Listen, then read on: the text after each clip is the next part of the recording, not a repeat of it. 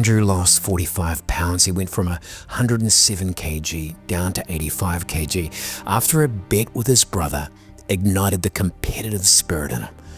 This man has a zest for life. Skydiving, windsurfing, falling, and these passions come out in his work as a filmmaker. The trouble was, after relocating to the States for a marketing gig, he packed on the weight, finding that most of the meals were supersized. He's reinvented himself several times, gaining and losing weight each time. And in our conversation, we dive into what he tried, what worked for him, intermittent fasting, alcohol, and how he uses sleep as a superpower. Welcome to 100 Pounds to Freedom.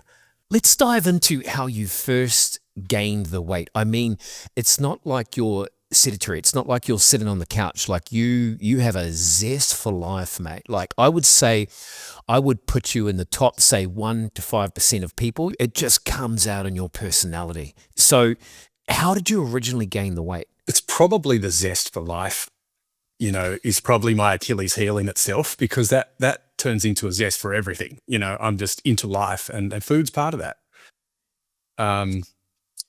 But I've learned that the real crux of it is habits, and that's where I've been able to make change. If we backtrack, we're talking excess food, alcohol. Yep. Would you? I know with me, I would stress. So it was emotional eating a lot for me. If I was stressing, I was eating. Some people stress and don't eat. Okay, but if you stress and eat, yeah. Was anything like that going on, or was it absolutely? Like, yeah. It definitely it's like a drug. Food just makes you feel better. And I would eat even when I wasn't hungry. In fact, I could have a full dinner and then just keep eating because crunchy, salty, fatty things are just yummy, right? So I could just keep going. And I do have a sort of a general propensity to overdo things in general. And that could be with work, with sports, with food or anything for that matter. So I'm not very good with moderation, as we say.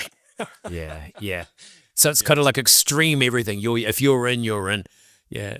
So if you're sitting down to a nice plate, it's like, well, why are we stopping at one? Yeah, well, there's just so much pleasure to be had in food. I mean, at the moment, my favorite thing in the world is Greek yogurt with these pumpkin seed little cubes called Munch Me. And they're meant to be healthy. They're in the health food section, but I can go through a bucket of yogurt with a packet of those and think, more. Let's have more of that. Yeah. It's actually, without reading the fine print on the label. Yeah. When you first got into action sports, you were a teenager, or you've always been active, like you're an active kid, or? Very active kid, yeah. I mean, BMX is where it all started, I guess, when I was, 8 or 9 or 10, and I raced BMX bikes and I was into all the tricks. I could do 360 jumps and all sorts of things. And windsurfing was the next big thing. I discovered that when I was about 14 or 15, and that was really the biggest love of my life from a sports point of view. I just happened to be 15 when that sport took off. And so we were riding windsurfers in the surf and jumping high into the sky, riding waves. And as I got older, I started trying all the rotational maneuvers, back loops. And it's a really hard sport to get good at, but I became completely addicted to it. And lately it's wing foiling. So windsurfing's been completely revolutionized in the last 5 years by these hydrofoils. But I got into a bunch of other sports along the way, notably skydiving. When I was about, my late 30s, I was living over in the US working for Microsoft. And that's actually where I put on a lot of weight, because the meal sizes over in the US were just huge, and the weather's not that great there. So anyway, I ended up learning to skydive, and that led me on my first great weight reduction campaign, where I went from 107 down to 85. That was the target. And the story was that I'd been invited on a big jump with a whole lot of people. And so it's, 20, 30 people. And I was going to be the center, and everyone was going to fly into me and build this formation. And I wasn't used to doing that kind of jumping. I was doing more vertical formation, where you're head down or head up, and a combination of those, a whole sequence. And I got kicked off the jump at the last second because everyone complained Andrew Forsyth, he's too heavy. We can't keep up with him, basically. It was going to be really hard work for everyone else. Because if you're heavy, you fall faster. You mean, yeah, I was going to say, so you're falling faster. Oh, way too fast. Yeah, for the formation. So everyone just went, nah. And that there's a bit of a story behind that. It's there was this guy who gave me a message that just seared into my brain that, man, you have to lose weight. But there was another piece to that. We can go into that more if you like, that story. I think you know it already, but that's a bit heavy. But the other piece of it was that my younger brother, Ed, he's an athlete, and he's 6 years my junior, a little taller, slimmer, and a super fitness freak. And he's been like my inspiration and my mentor for many years. And he made me a bet well before I got into skydiving that if I was ever lighter than him in my whole life, that he would take me to a Japanese restaurant where each piece of sushi costed a minimum of $100. And that was the bet. Right? Do you have to go to Japan for that? Because that's what I'm thinking. Well, no, we did it here in Sydney. And, wow. I won the bet. And how I did it was the skydiving opportunity thing came up and I went, right, I've got to lose weight. I want to get into skydiving in a big way. And I ended up going on and doing 3 state championships just as a weekend warrior. You know, it's not like national level or anything, but still pretty full on, over 1,000 jumps, did wingsuits and everything. But yeah, my brother Ed wasn't expecting me to ever be lighter than him. And he moved to the US just when I moved back to Australia. He went and worked for a law firm over in New York. And I knew he'd be fattening himself up over this. To my social. Sometimes you can reinvent yourself. And that's what happened. I just went, okay, Andrew V2. I think I'm up to about V4 right now, but this was V2. And so while my brother's eating and fattening himself up, meanwhile, my weight's coming down. I'm running the beach every day. I've cut my food right down. I've cut alcohol right down. And then, man, the weight starts to come off. And I remember I went round to my folks' place and we made a little video. I've actually got the video of my father and my sister and my mum all there. And we did an official weigh-in and I'm standing there in budgie smugglers as they point the camera down at the scales and I've just hit 85. And I knew I had an email from him saying that he had just hit 91. And I'd been checking and I had it in writing. And then we rang him and said, no, I sent him this video saying, I'd like to announce the following. Nearly fell off his chair. Classic. I love the sibling rivalry. Yeah. And it was Tetsuyas in Sydney, which we duly booked. And when he came back to Sydney, we had a fantastic feast. That was amazing. Yeah. Love it. Yeah. Let's dive a little deeper into, because you're saying, hey, you cut back on the food, you limited alcohol, you're running on the beach.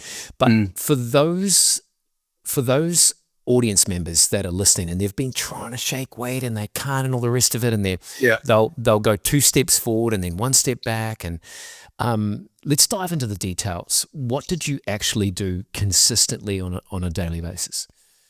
The first time round on V2, it was first time round. Yeah, it was exercise like a bastard. I mean, I was riding 50 Ks around from Narrabeen to Akuna Bay, the northern beaches where I was living. Wow. I was doing that 3 days a week. I was jumping every weekend. I cut down the food. I started cutting food down at night, so specifically I was just eating veggies at night. I was steaming broccolini. That's what I'd have for dinner. A huge plate of steaming broccolini, and that was it every night. Wow. Just did that, I don't know how long it took me, about 4 months and something like that. So at that time it was exercise and I thought you can just burn it all off, and probably at that age I could. But on V3, I tried a different tack, and that was fasting and getting better sleep. Sleep, fasting, 0 alcohol. And I've tried, as you say, people try and they fail. 2 steps forward, 1 step back. I'm like that too. And I've tried 99 different things and 99 of them don't work, but then you find one that does. So you keep trying until you find the recipe that works for you. Right now, for me, fasting until 3 p.m. and then having a good meal at 3 p.m. and then I'm not really that hungry at night. This is night where it really gets me. That's when I tend to lose control. That's when you can cave, yeah. So basically you're talking about OMAD, 1 meal a day, right? You'll fast till 3, 1 big meal, and then that's it, yeah? Pretty much, yeah. I might let Yeah. myself just have a little something before bed, because I find if I'm hungry before I go to bed, I don't sleep that well. Right. So I just have a little cottage cheese with blueberries, in the half an hour before bed. It just kind of gives me that, it's a little something, and then I can sleep. That's a good snack, mate. There's cottage cheese and blueberries. Amazing. Let's talk about sleep. There's a lot of research being done on the difference between, say, 5.5 hours and 7.5 hours. Oh, yeah. As far as actual fat loss goes. And I only learnt this a couple of months ago, but it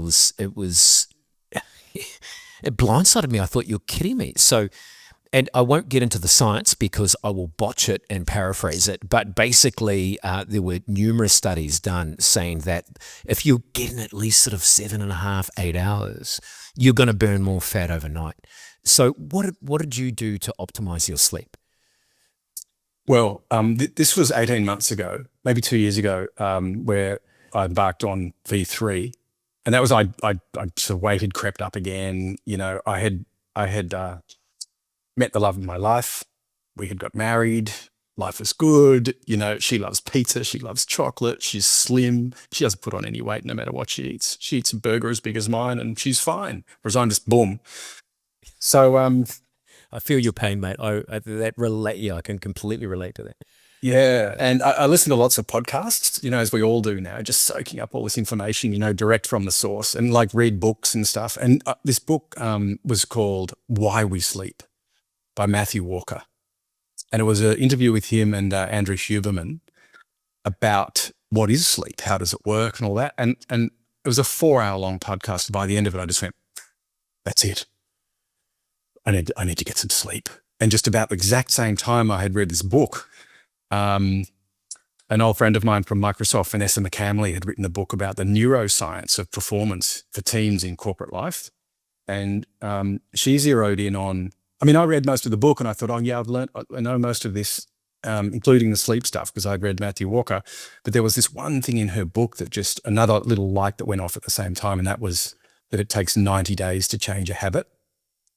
So I went, Right. okay, 90 days, I'm going to get 7 to 8 hours sleep. And then how do you get that? Well, first, stop drinking. Like, just immediately, that's going to increase the quality of your sleep.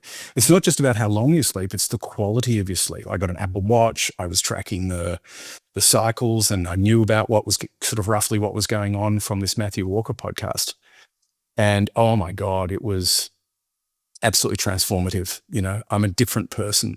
And I will be from here on in. Sleep has become like this incredibly powerful way to get more energy, sustained energy with calm. So imagine being calmer and more energetic at the same time. Yeah. Clear, productive, relaxed. It sounds like the makeup of a complete weapon, right?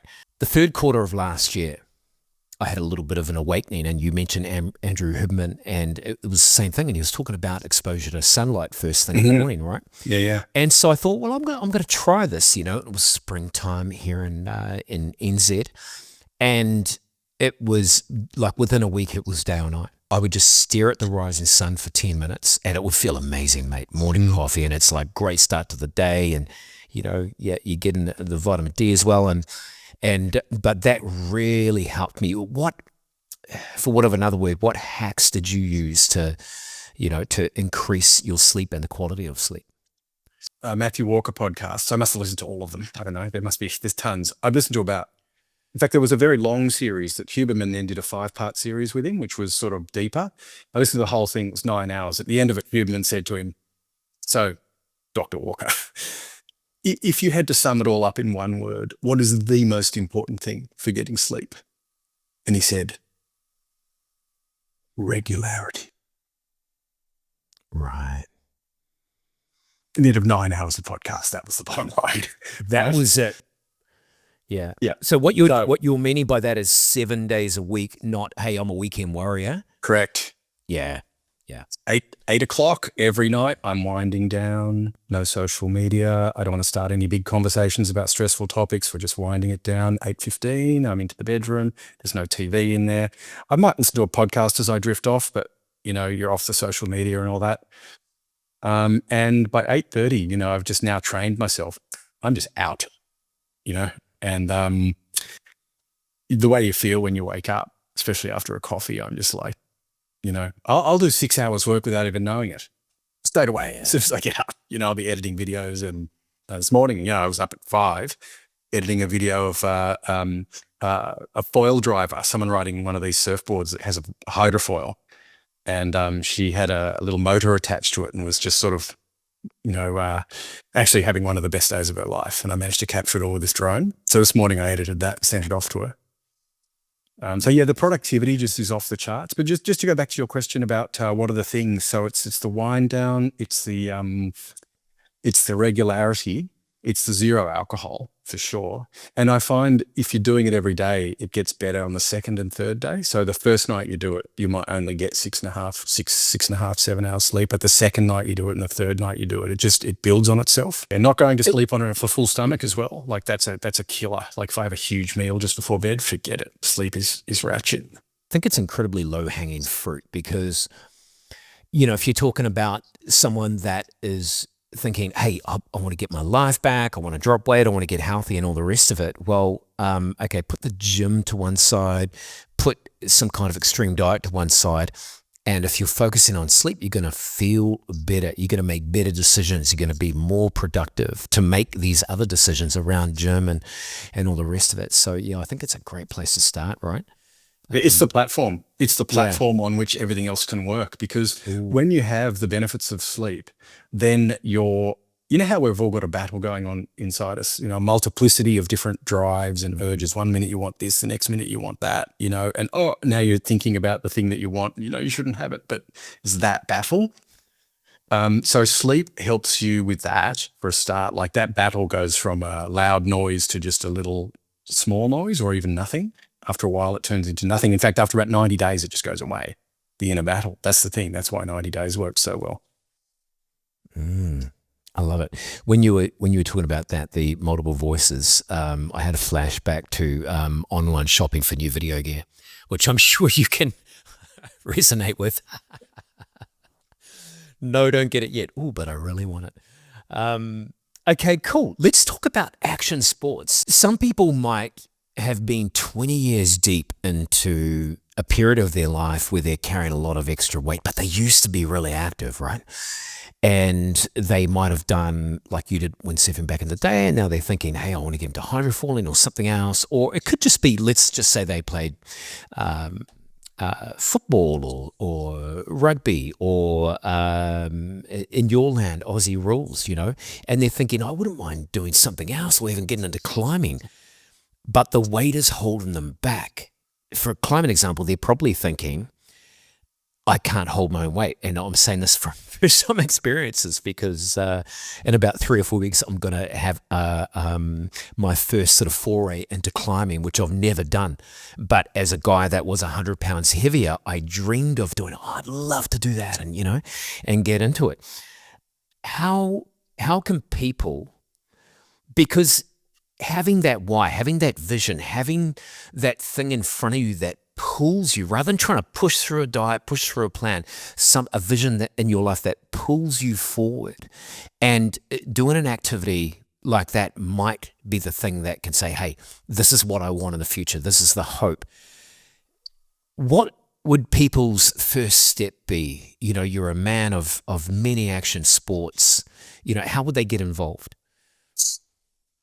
I would say there's no one recipe, no silver bullet for every person. You can't just go, well, here's the formula, do this and you'll be fine. You've got to figure out your own way, like what works for you. There's many different sort of items on the menu, if you like.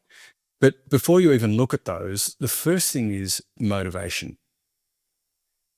You've got to want it. If you don't really, really want it, then it's really hard because you waver. This happens to me. I waver anytime, if you're thinking, should I, shouldn't I, you're screwed. You have to be decisive about it. Now, if someone puts a gun to your head, in the form of, hey, you've got 3 years to live if you don't change, a lot of people can change pretty quickly. Not that hard. If someone said to you, hey, you know what, 7.5 million US in your account tomorrow, if you commit to this and do it. Okay. And you have to pay it back if you don't. Or in 3 months from now, if you've lost 20 kilos, 7.5 million US in your account. How many people would just go, you know what? Let's go. So but not everyone's motivated by money for me, what I'm motivated by is these action sports. I just love them. I feel so good. I feel just whenever I'm improving in it. The moment it's foiling, wing foiling and stand-up paddle foiling, it's just the most incredible feeling. And diving as well. We've just had this incredible trip over to Fiji diving with tiger sharks. And I've made a doco, a short story, a short film about it. And all of these sorts of things, this is life for me. This is what I want out of life. And as my peers and my parents' generation are getting older, what's motivating me is I'm getting a bit scared that I'm past my best days are past me. I've already had all my best days. I've done some pretty amazing things, but now it's all kind of downhill from here. No, it isn't. No. I'm just getting started. Seriously. I never thought of diving with tiger sharks. I never thought I would do it, but we just did it 2 weeks ago, and it was mind blowing. And we will do it again. We'll do other things like that. So life can just continuously get better. I want it to keep getting better. I want to be fit and strong into my 60s, 70s, and 80s. Like my father and my uncle, they're both fit and strong, even in their 80s. There's like they exercise every day. They're disciplined. They're committed. They have not let themselves go. And so I have their inspiration. My younger brother as well, who's always at me every time we pick up the phone. What you wearing in that, boy? It's just... Which it's dates back to the James Bond film Live and Let Die, where there was that redneck policeman, J.W. Pepper. We always do his accent to each other. So yeah, I don't know. I think so. People have to find their own recipe. I'd say in the recipe of things that you can do to make the transition, even if it's just to play footy or if it's to whatever it is that you want to do, motivation and then recipe. Now, sleep is probably the non-negotiable, I would say. If you want to do it, it's the best thing you could possibly do. And that also means cutting the alcohol out, or at least right back. I mean, I didn't want to give it up forever because, $100 bottle of wine is lovely with dinner once a month or every so often. But absolutely stopping for 90 days is the key, right? Get sleep. Then you can add whatever other things. You can figure out what eating rhythm works for you, whether you're doing any intermittent fasting. Certainly exercise is important. I would say swimming is possibly one of the best possible things you can do because your headspace on top of good sleep, it gives you such a buzz. I think experimentation is the key and not to be too hard on yourself when it doesn't work because as you and I both know, it doesn't always work. 2 steps forward, 1 step back. And it's not being hard on yourself, saying, yeah, you know what, I'm okay. And you keep starting. Like, what is it they say about smokers? They take how many times to try attempts before they actually give up. And then when they finally do it, that's probably the best thing they've done in their whole life. You just keep trying until you get it. Yeah. Exactly. Let's talk about alcohol for a minute because I didn't think I had a problem. I was a bit of a weekend warrior, especially catching up with a couple of good friends. And a couple of mates were doing like this 100 days, off the piss. And I said, oh, okay, and then what do you do afterwards? Oh, we get on the piss and celebrate. And I didn't really see the point.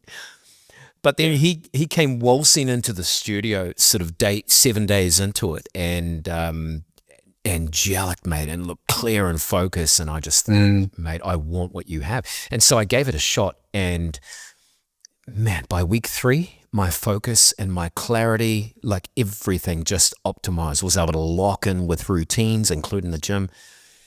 And it really surprised me because it's one of those things that it's just sort of sit there in the background. Oh, we'll have a couple, And when it comes to sleep, there's numerous studies on how it affects sleep. So great stuff. What would your advice be now, specifically to people over 40, men and women over 40, no matter where they are in the world, if they've found themselves, they got maybe they're, 20, 30, 40, 50 pounds overweight and they're just, in a corporate job, whatever, maybe they're not getting a lot of exercise, they're at their desk. Other than sleep, what would be your advice? You've been through this cycle a few times, and we can talk about how you can prevent going into another dip or another cycle in a minute. But what would your advice? What can they do? Nutrition first or exercise first, and what parts of that? Oh, I would say nutrition first. Yeah, it's what you put in your mouth. That basically. I don't know if you want me to tell the story of what the guy told me down at the drop zone. Yeah. Skydiving story. Do you want me to tell you? Let's dive into pretty it. heavy. Let's do it. Let's do it. Because you can exercise like crazy, but it's nutrition first. And so the story was skydiving's a pretty loose and crazy crowd, right? And there was this guy there who was a very experienced guy, and he was running these big way jumps with many people. And he was from Seattle, where I had worked. So we'd struck up a bit of a rapport, and he'd been asking me to come on this jump for months. And I'd always been saying, no, thanks anyway. But, I'm doing the free flying thing, a vertical formation thing, which is totally different. It's like skiing and snowboarding, you don't even have the same skills. So eventually when I said yes, and then I couldn't do it, what had happened was this guy's a bit of a nutter, honestly. He'd lived a full-on life. He had done a lot of crazy things, and his brain was pretty burnt, let me tell you. But one thing, the last molecule of his brain that was left was his humor. He's hilarious, and mathematics. And that's why he was in charge of it all, because he could judge all the speed of the aircraft. If you've got multiple aircraft and multiple jumpers, 2 teams or 3 teams or 4 teams of 8 coming out of aircraft, what's the mathematics behind speeds, separation, altitudes, break off height, all of that, to do it safely. Anyway, on the day that he came up to me, he marched up and he put his finger in my chest and said, Andrew, we can't have you on the job. You've been asking me for months, and I've said yes. And he looked at me and he said the most appalling thing, which I'm embarrassed to say. I mean, it's just absolutely appalling. I was like being punched in the face. And it's just something, I'm even reluctant to say it on camera. But what he said to me was, Andrew, there were no take the fork out of your mouth. Wow. Yeah. It was like I was horizontal in the air flying backwards, and I don't know why it took something like that to affect me, but it did. It really affected me. I mean, that was just in my head, and I was like, take the fork out of my mouth. Okay then. And by God, I was going to be on that jump. So there's the motivation, right? Suddenly you can't have something. Now, you talk about people who just want to get back to everyday sports or whatever, or just live a better life. The question I would ask them is, do you want to be tired all day, every day for the next 30 years? Because that's what's happening to me. I was tired. I was sore. Everything hurts. You're tired. Do you remember when you're a kid? You've probably forgotten, right? We all forget what life was like, but you were light. You had energy. Nothing hurt. You felt great. You can have it back. Honestly. Everything we've been talking about on this podcast, you can have it all back. And the latest version, V4, was all about foiling. And, I'm in the middle of V4 at the moment. I'm on the right path again, which is great. Nice. What I read, I've gone from 102, where I kind of blew out to 102, and I'm coming back down to about 98 right now, and I'll be 92 within 6 weeks. And the reason I know I'll be there is because I found a new version of the formula that works. Is 3 o'clock, fast till 3, then have a good meal, pan-fried chicken, couscous, a big hearty meal, Greek yogurt. With a little, gotta have the Greek yogurt. Gotta have the Greek. Yeah. And blueberries and cottage cheese, and I know that I will get there on the foil board. Basically, I'm obsessed with the move where you bottom turn. And then as you come off the top, what'll happen is you'll slow down if you don't do it right. But if you get it just right, you'll actually accelerate off the top. And then it's easy to accelerate off the bottom, harder to accelerate off the top. But if you can start linking those, oh my God, the speed you can generate, it's just incredible. And so it's that's motivating me. Like I must have that and things like that this has got to go on for the next 20 years. I'm 55. I'm not hanging up my, like, people just get to this age and they just let themselves go and they just go, well, you know, lard out. Yeah. And no. You only get one life, right? Make it as good as you possibly can. That's what I think. I'm trying to do that for myself, and I'm trying to encourage anyone that I work with or that I'm friends with to do the same. Yeah. I loved how you framed that. And you're right, there's a lot of people that are just sitting there tired, and it's Groundhog Day. It's the same thing day in, day out, and that's that. But yeah, as someone who has done it, who has dropped the weight and got a new sense of life, a new sense of freedom, a whole new sense of energy, I totally agree. You know, I was 49 staring down the barrel of 50, and I thought, I need to drop this weight by my 50th. And I didn't achieve that. You know, it was a couple of years later. It came off over a few years, but it is more than possible. And the thing is, we can get away with a lot of shit when we're young, right? You know, I mean, we can be a bit overweight. We can do this, do that. We'll heal faster, recover faster. But as you get older, there can be some decisions that become non-reversible at a certain point in time. So yeah, good on you, mate. I'm cheering you on, buddy, to get down to 92 goal. I saw your intro video and some footage of you back when you were carrying the weight, and I could see how unhappy you were. Yeah. And I commend you for this transformation that you've done, and for putting this podcast together to help spread the word, because it's just it's probably the best thing you could possibly do if you are overweight. It is the best thing you could do with your life. And so how to do it, that's the question. How and why? If you can answer those questions, firstly, why? If you hate yourself, if you hate life and you don't care, then fine, stay overweight, stay there. Call the funeral home now. Make an early booking. Yeah, and there are plenty of people like that, to be honest. There are people who, are just miserable. They're suffering through life, and that's all they will ever do, and they will shuffle off this mortal coil miserable. Arthur Schopenhauer, the German philosopher, he would have advocated that, the greatest pessimist of all of the German writers. The absolute diametrical opposite of one of my favorite writers, Friedrich Nietzsche, whose answer for life was yes. You get one life, and the answer is yes, let's do this. Let's go. Refuted everything Schopenhauer said and took it to a whole nother level. And together with a whole cast of other characters that I'm into, the Albert Camus and the Sartres and lots of other philosophers that I read, they give me an insight into life, into the reasons why we would make something of our lives. So you've got to do some thinking about what you really want. What do you really want? And then find a way to commit to it. If you don't have that full commitment, if you're wavering, don't bother.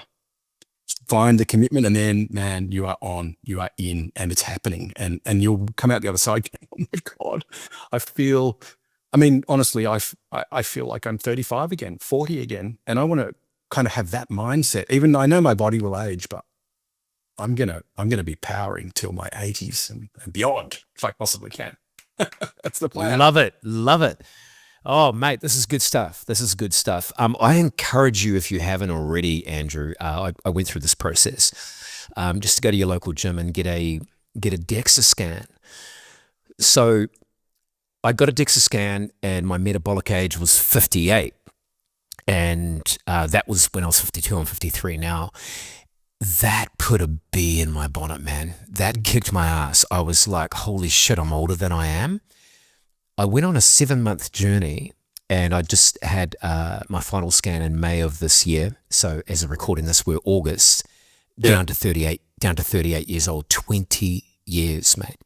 20 years. So it really helped me. Thank you, mate. It really helped me in the home stretch, Yeah. It's funny, we get motivated by pain or pleasure, right? For me, the pain of, I suppose, the realization of my own mortality, it was huge, mate. So, just while you're sort of midway on your cut, I thought it might be good for you to get some stats. Yeah. Oh yeah, no, I should look into that. I haven't done a DEXA scan, but I have measured a lot of other things, and I think measuring things is key. You know, with an Apple Watch, not only you can measure your sleep and the quality of your sleep, but VO2 max, you know, is the measure according to what's his name, the Drive podcast, Peter Attia. You know, VO2 max, the amount of blood oxygen that you can circulate, which goes down as you get older, like, and necessarily goes down. But on that biological age thing, it all hinges on VO2 max, apparently. Interesting. Okay. I've never got that tested. That's now on my radar. Do you notice while we're talking about that, what if it is low, how would you increase your VO2 max? Do you know anything about it? Cardio. Okay. Yeah. Yeah. Do you know what Exercise. phase? Like, is it more aerobic or anaerobic? More aerobic, running. Yeah. You know, running. Okay. And I think swimming, but I'm on the high end of swimming, sprints and that sort of thing. Yeah. I mean, you got to be breathing harder than so hard that you can't talk, kind of thing, you know? Oh, okay. So hit training would probably, like, high intensity. Yeah, absolutely. Interval training would be, great. Yeah. Yeah. And for me, the only time I really get that is on my stand-up paddle foil. As you paddle onto a wave, you're going to do 6, 7, 8, 10 strokes that are as all energy that you've got just for those 7 or 8 strokes. And then once you're up, your legs are burning. I got a wave 2 days ago from the Point out at Box Head, which is near where I live on the Central Coast, north of Sydney, which has the longest left-hand braking wave probably in New South Wales. And I caught an 800-meter ride. 800 meters. Yeah, which is Phenomenal. the record is 1.3 Ks on one wave at that spot, but it was a big wave and it was fast. And so I keep coming back to these kind of topics because this is the reason, this is my why. You know, I want that. Yeah. Yeah. In fact, I'm hoping it's on again this afternoon. Let's go. Are you goofy or natural? Goofy. Goofy. Yeah, which is why Mate, there's a break. left hand. I'm just going to pitch a break to you right now. There's a couple of breaks if you're into long rides. So you've probably heard of Raglan over here in NZ. New Zealand. I have. Yeah. So I've got a mate. I'm not sure how true this is, but they're like surf mad. He reckons just shy of 2Ks, mate, on a big day. Really? Yeah. So, Wow. and in the Raglan vicinity there, there's also a break in the far north. Oh, yes. In a place called Ahipara, called Shipwreck Bay, but it continues to go out, and on a big day it'll break way out, and you can just ride the whole thing in. Mate, I digress. It's not a surf podcast, but okay, fantastic, mate. Thank you for your time and energy on this podcast, Andrew. Now, you just said you've been diving with whale sharks. You run a video production company. You used to be marketing lead or right into marketing back in the day. Run a video production company based in Sydney. Where can people get hold of you? Like, you're doing short films, you're doing documentaries, all this cool, amazing work. If people need something like that done, like, where can they see some of your work? Well, my website is pembertonproductions.com.au. Pemberton is my middle name. It's a family name. I had to come up with a company name in a hurry, so Pemberton Productions. My LinkedIn is where I post most of my stuff now. So LinkedIn and the website would be the two places. Half my career was in corporate with Microsoft and with Canon, and I was a marketing guy there, here in Australia, in Singapore, and in the US. And then the other half of my career has been as a video producer, serving corporate clients. So the ideal kind of referral for me, the type of person I'm looking to connect with for videos, is the marketing, communications or PR people in medium and large size companies, particularly in tech and in finance. Because apart from all this high action stuff, high action is just a sideline. My main thing is tech and finance and explaining technical topics. Right. Making videos about all the new software, all the new AI software, neural networks, machine learning, large language models, agentic AI. How does it all work? What are all the new apps? How does the front end and back end software development process work? All of that is really my core business. Having said that, I have actually developed in the last year a model for small and medium business, or action sport stuff, where we can take advantage of some of the changes in technology with iPhones and low cost drones and so on to do, to get some of that high end corporate stuff that's big and expensive and make it accessible to small and medium business. So yeah, we're going beyond just video now. Because of the large language models, we're now creating a package of videos, big, medium, and short form, that map to the sales and marketing funnel. So awareness, interest, desire, and action. And as people move through that funnel, they need content at each stage. So we make videos for each stage. Plus, from the transcripts of those videos, we can generate, using large language models, thumbnail copy, headlines, descriptions, and tailor it for specific markets. And then through LinkedIn, you can very precisely target those markets. So purposing. Love it. Yeah. We'll drop those links in the show notes as well, so people can make it super easy for people to connect with you. Mate, thank you for your time and energy. It's been a blast talking to you on this, and getting your insights and your knowledge of philosophers, mate. I love it. Oh, thanks, Kevin. And likewise, I really appreciate you asking me on. And I feel a bit weird doing all the talking, because as a producer, I'm normally doing the listening. Yeah, of course. I'm normally running the interview, and I'm normally, you're talking maybe 5% of the time. So I appreciate the chance to tell a little bit about my story, and I hope it inspires others to change their lives. It's totally possible. You and I are living proof of it. And again, congrats on what you've done. And it's good to know other people who are on the same wavelength, and looking forward to getting even younger. Absolutely. Good on you, Kevin. High five. Thanks, mate. Thank you very much. Bye.